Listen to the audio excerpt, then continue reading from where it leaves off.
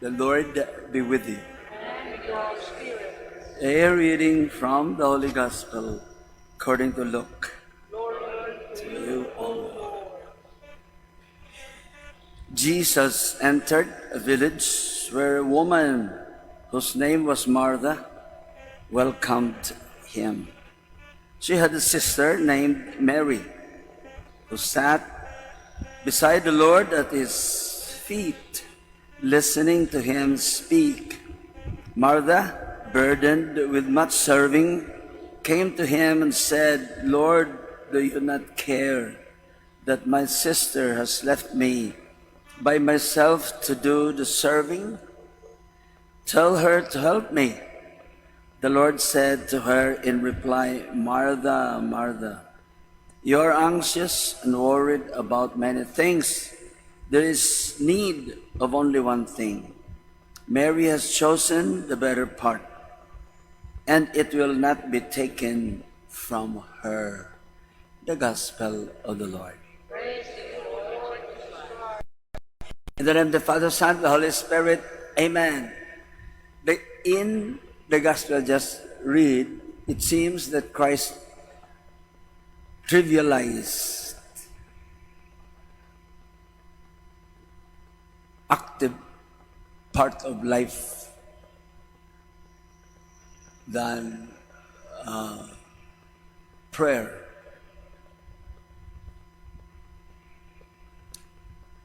So, we can think that way, however, Christ did not. Christ just wanted to tell us that our priority should be prayer in all our undertakings. But working is also important. It's not trivial because we have to work to eat. We know before, or we have heard that those who don't work and just pray are lazy. If you do not work, you just pray, you're lazy. However, we have the gospel today. Christ tries to tell us to have prayer as our priority in all our undertakings. Before and after, we should present or contemplate about what we will be doing. And when accomplished, we will also contemplate. So, we have prayer all the time. Although God Himself rested after working, but we pray to God as Christ did in seclusion with Himself, talking to God before He went to Jerusalem to undergo His Paschal mystery, His passion, death, and resurrection. So, while not to trivialize, we should reconcile between active and our prayer life. That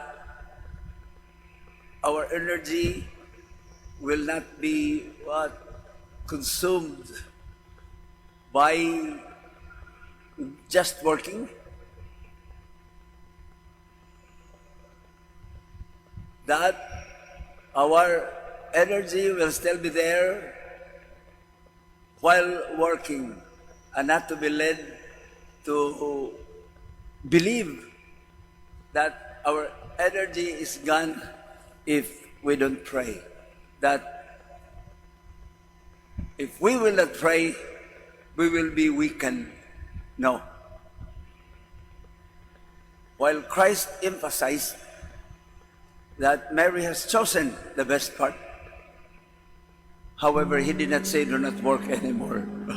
We still have to work for our food, for others, especially those who depend on us. We should know, of course, the balance of active and contemplative.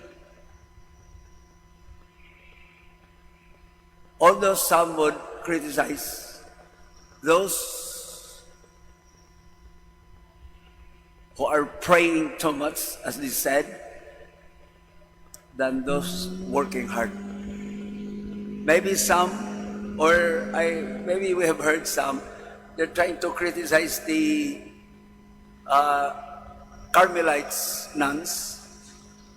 However, as you might have known also, that one nun monk is equivalent to 500 people praying. So, if our intention is to pray, to contemplate, and we do not have the intention that by praying, by contemplating, by meditation, it is in these areas of our life we can escape work. No, it's not a way or ways